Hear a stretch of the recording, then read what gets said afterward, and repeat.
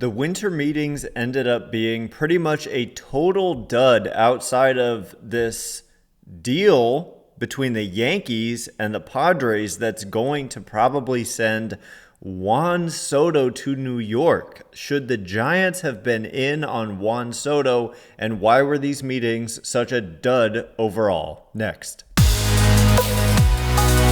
You are Locked On Giants, your daily San Francisco Giants podcast, part of the Locked On Podcast Network, your team every day.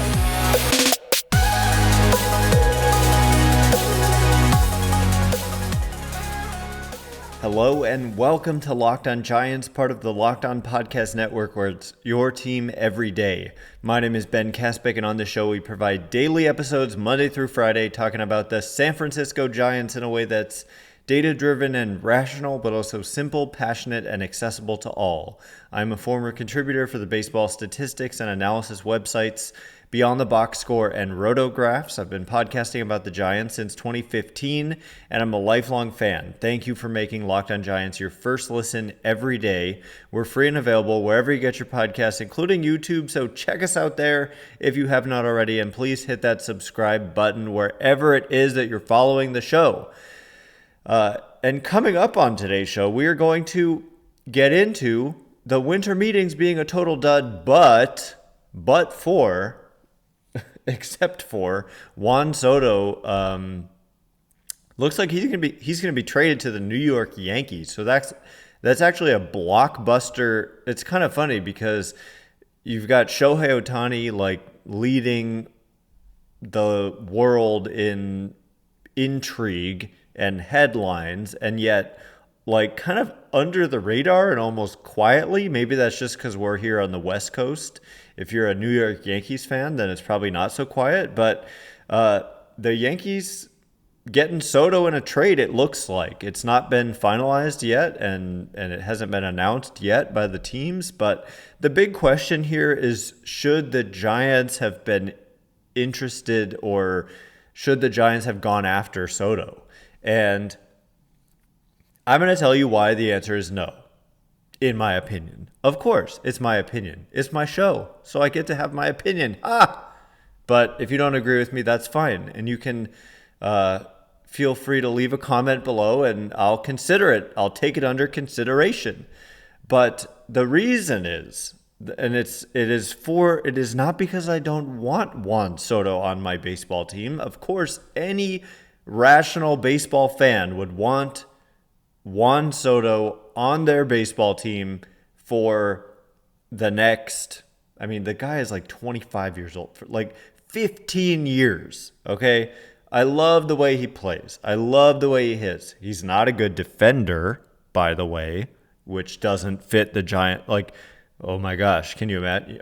Anyway, that's a whole separate issue. But the reason Juan Soto, to me, doesn't make sense, and it didn't make sense for them to go after him hard here. It's not like, why are the Yankees the team that's getting to the finish line, and this should have been something the Giants did.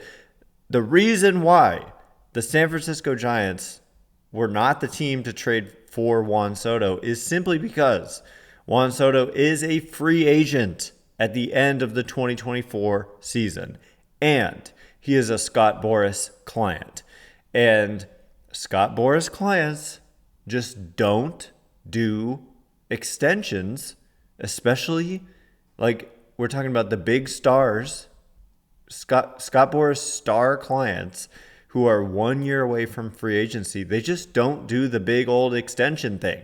They hit the open market. And look, even if he wanted to be here, which he probably wouldn't, let's be honest, like the difficulty the Giants have had with getting hitters to sign here, impact hitters, I see no real reason why Juan Soto would just be like desperate to be a San Francisco Giant, right? And so, yes, it's like, okay, so you force the issue and you trade for him and you sell him on your city. But like lately, these last couple of years, what has the vibe kind of been like? It's not been something that's I just wouldn't see Juan Soto wanting to come back. Honestly. Or put another way, there are going to be so many teams. Like, he's going to have his choice of team.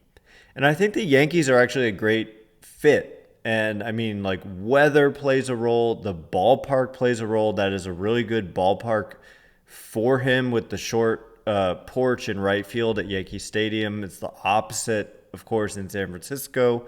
But not only all of that, I haven't even mentioned, like, the key driving factor here is that this is not a player that you're just acquiring for money. This is a player who would cost you talent, players in return.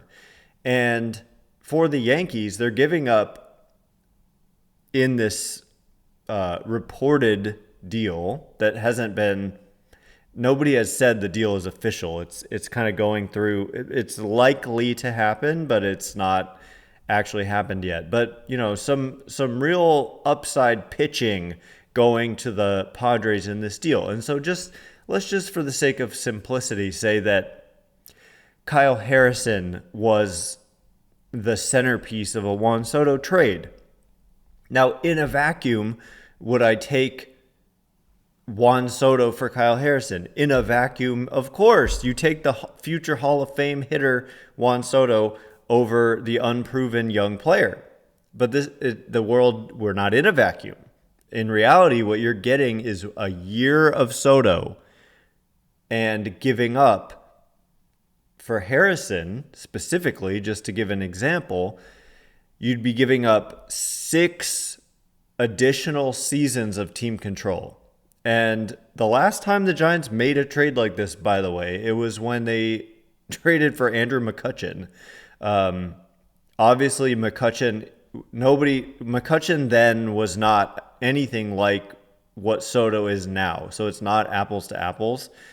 And yet they still gave up a guy who was, it turned out that they seriously lived to regret in Brian Reynolds.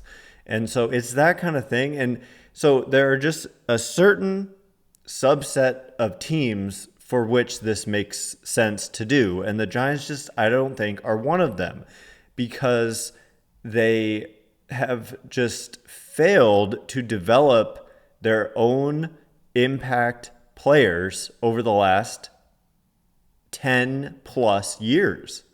Like, Brian Reynolds would be the one exception, except they literally gave him away in a trade just like this.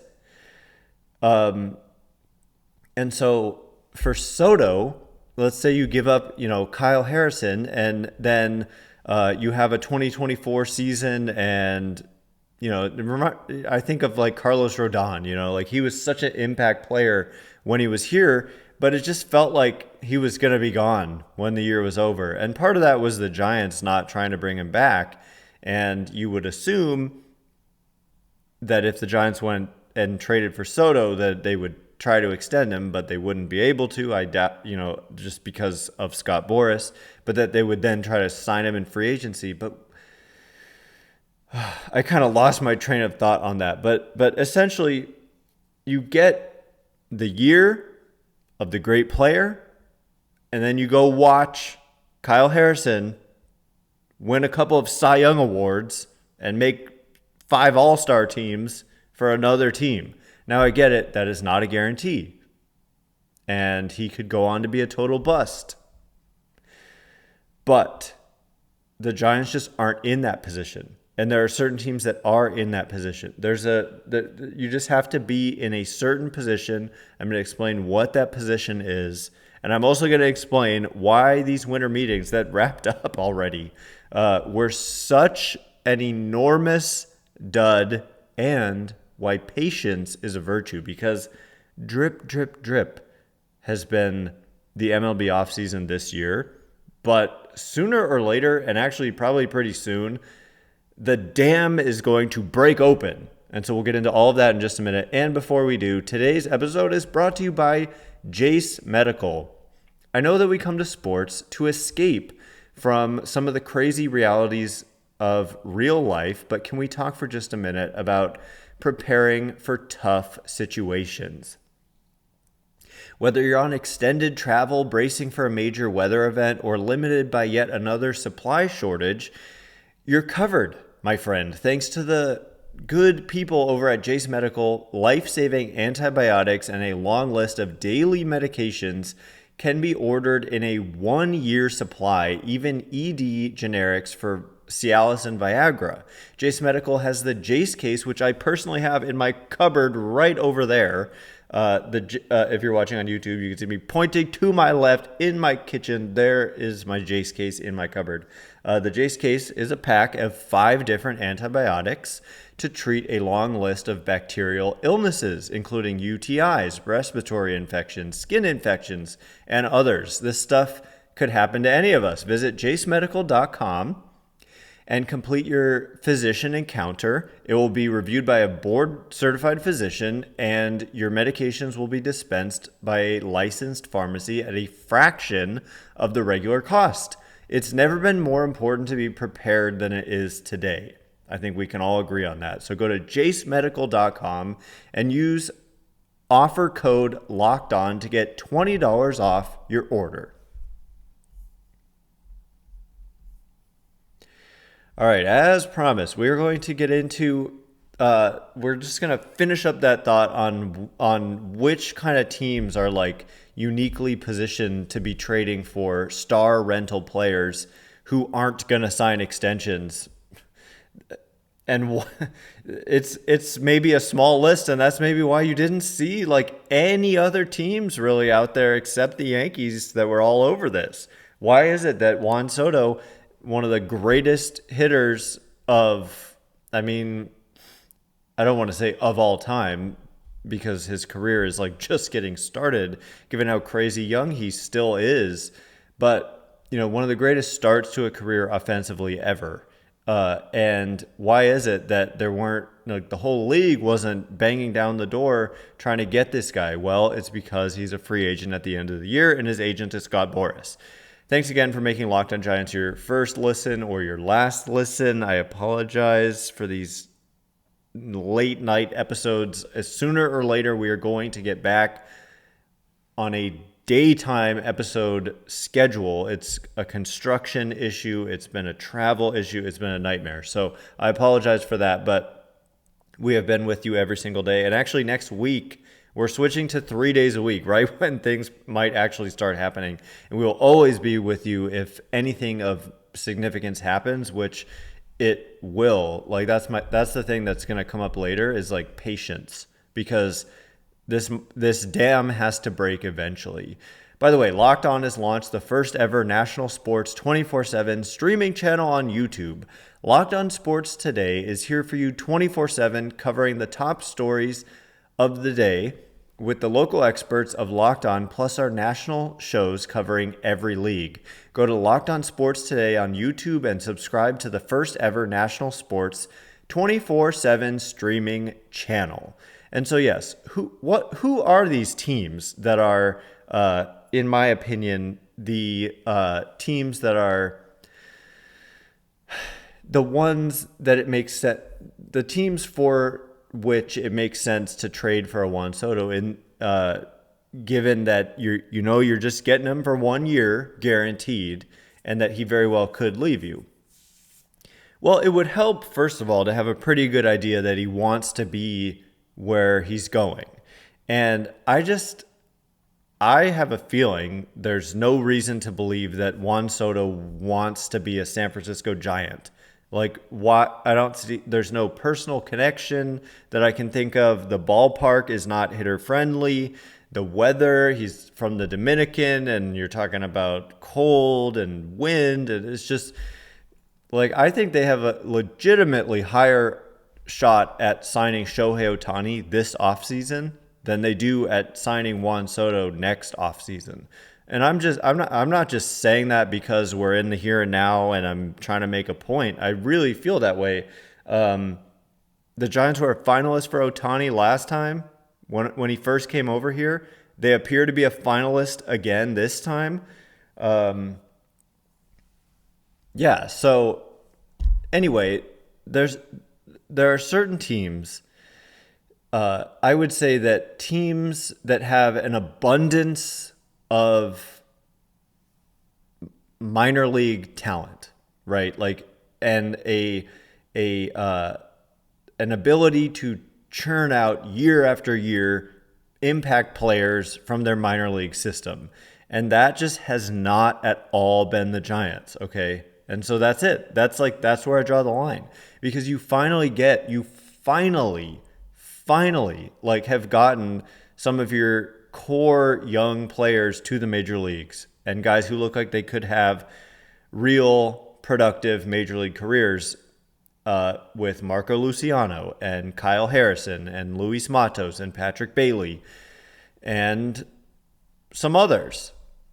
And then suddenly you're going to give up like maybe the best of those guys for 1 year when you're not that good of a team anyway at this moment in time. It just doesn't make sense. And so maybe you all understand that, and I'm just like beating a dead horse here. But anyway, I mean, the Yankees, if they don't end up re-signing him, if this trade does in fact go through, then they could very well live to regret it. So these types of deals, that's why there weren't a ton of teams lining up. That's why this trade was so different. If you look at what the return was a year and a half ago, when the Padres came away poorly here, in the sense that they gave up so much to get Juan Soto. They got a postseason appearance, an NLCS appearance out of it, and then a disappointing season. But ultimately, they gave up a ton in C.J. Abrams, Mackenzie Gore, James Wood, a top prospect. I always like blank on people's names while I'm recording, and then like the second the microphone turns off, I'm like, oh yeah, duh, that was his name. It's James Wood, I believe. It might be Woods, but it's anyway, neither here nor there. And then they're getting, a lesser return, obviously, because now Soto has less team control. But I mean, here we are, and this is all we're talking about is Juan Soto to the Yankees in a trade that hasn't actually happened. And does that make this the dullest and most boring winter meetings in the history of the winter meetings? And a kind gentleman sent me an email actually today, and I don't have it pulled up, but I did read it, and they said that they listened to every, it was from Mike, who said that he listens to every episode, and that he's been a Giants fan since sitting on his grandpa's knee listening to the New York Giants. And yet he wants to know what even are the winter meetings? Because, yeah, I mean, I talk winter meetings, and I don't explain necessarily what even are they. Well, it's just a gathering, Mike, and anyone else who doesn't know, of every team and pretty much every agent representing all the players, and then even players show up, and it's at a specific location. It's a meeting for baseball, and it lasts a few days, and historically, but there's no like deadline or anything, a lot of activity happens. When you get a month into the off season and you put all the top baseball executives together and all the agents representing these free agent players together, and you hold constant meetings round the clock, essentially, like, notoriously, there's stories of, people don't sleep at the winter meetings. You get an hour. That's a good night's sleep there.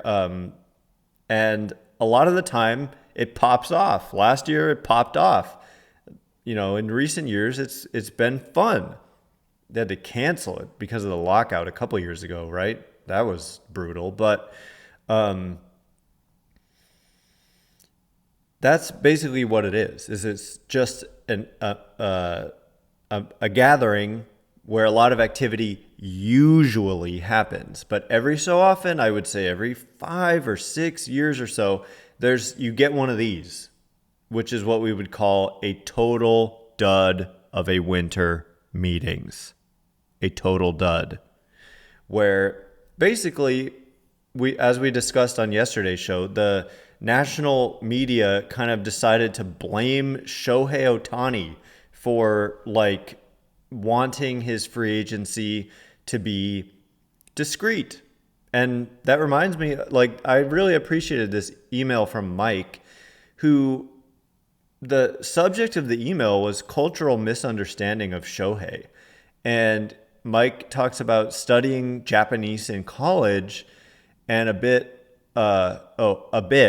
And one thing that he learned is that a person that grows up in Japan, basically, they have a very different way of thinking and that it's not so self-centered. And I think that I kind of knew this, and I knew this about Shohei Ohtani. He doesn't want to make it all about himself, and he doesn't want all that. I mean, I think I'm not sure I mentioned this in yesterday's episode or if I just tweeted about it, but like Aaron Judge and his little fake, staged video in the hotel in San Francisco. That's the kind of behavior that we should be applauding, according to the media, I guess. Whereas Ohtani is trying to just keep things under wraps, and yet the media like kind of just rain down on him for that. And basically, I think they're just mad that they had a winter meetings that were a dud. And they went all the way to Nashville during their precious, holidays, and nothing happened, and they had nothing to talk about or write about or whatever. And so, look, Shohei Ohtani doesn't owe anybody anything. And Mr. Ohtani, if you want that kind of media attention, go to LA, because that's where, LA, New York, it's kind of the same deal.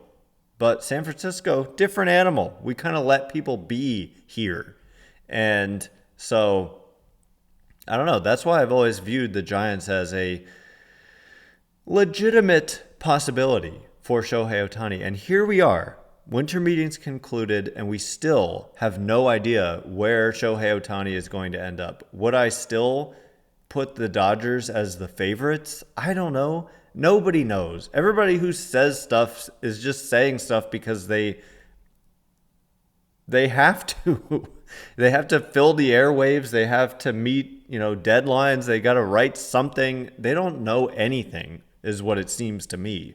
So I'm going to be refreshing Twitter, and then we'll get back to you. But my main point that I want to take home as these winter meetings conclude here is that patience is a virtue, because we've had little drips, but eventually this dam is going to break. The floodgates are going to open, and all of a sudden you are going to, there's a lot of players out there, and none of them have signed. And so eventually it's going to be a frenzy. It just didn't so happen to be when all these people who happen to sadly travel to Nashville wanted it to happen. And that's a problem for the sport. I get it.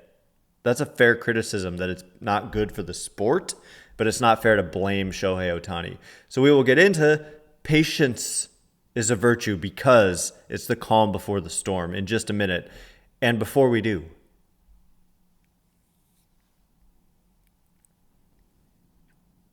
all right, as promised, patience is a virtue, and it is the calm before the storm. And this has been, I feel like I've been doing, this is what, my fifth off season? I started in 2019. So I've been doing this show. I've done over 1,100 episodes of Locked on Giants, and I was podcasting independently before that as well. And that's just baseball. Unfortunately, they do have a problem where, because there's no salary cap, it's a free market, and so there's no incentive to, if you cap spending, and certain player like Shohei Ohtani's out there, and there's only a certain amount that he can possibly get, like those offers just come in immediately and it happens much faster, right? But in baseball, it's just kind of a different animal. It's just a different dynamic. And like I said, every 5 or 6 years, I would say on average, just kind of based on recollection, you do get these duds where nothing really happens at the winter meetings. Juan Soto getting traded is a huge deal.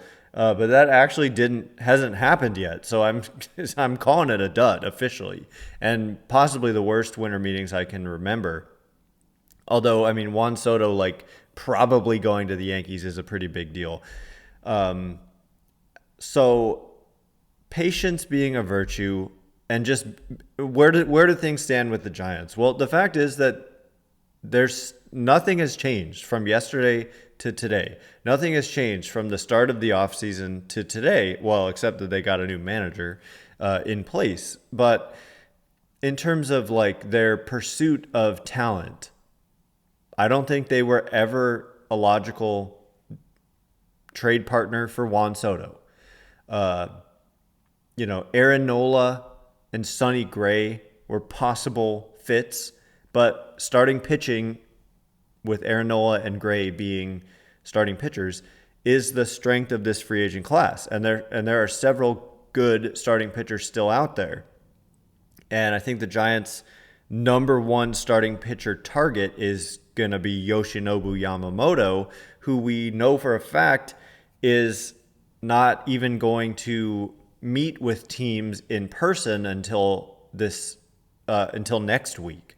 And so, like, that's what I'm saying. Patience, right? We've got to wait. We just have to wait. And that's, it's not great for the sport. I get it. Fans want to be excited, but you will be excited as a baseball fan. Some team is going to be really excited at some point. It's just not on the timeline that everybody wants it to be on.